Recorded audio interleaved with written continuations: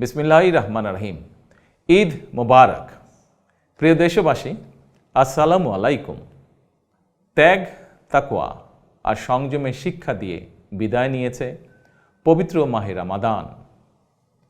মাসব্যাপী সিয়াম সাধনার পর মুসলিম উম্মার বিশ্বজনীন ঐক্য, সংহতি, সহমর্মিতা এবং অনাবিল আনন্দের বার্তা নিয়ে এলো পবিত্র ঈদ উল ফিতর। প্রতিটি ঘরে, প্রতিটি পরিবারে ঈদ আনন্দ পৌঁছে যাক সকলের তরে।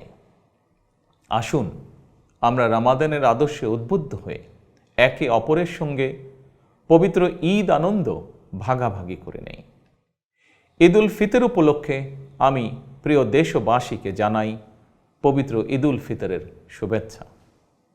বাংলাদেশ সহ বিশ্ব মুসলিম উম্মার প্রতি জানাই আন্তরিক অভিনন্দন ও মোবারকবাদ। ঈদ মোবারক। আল্লাহ হাফেজ।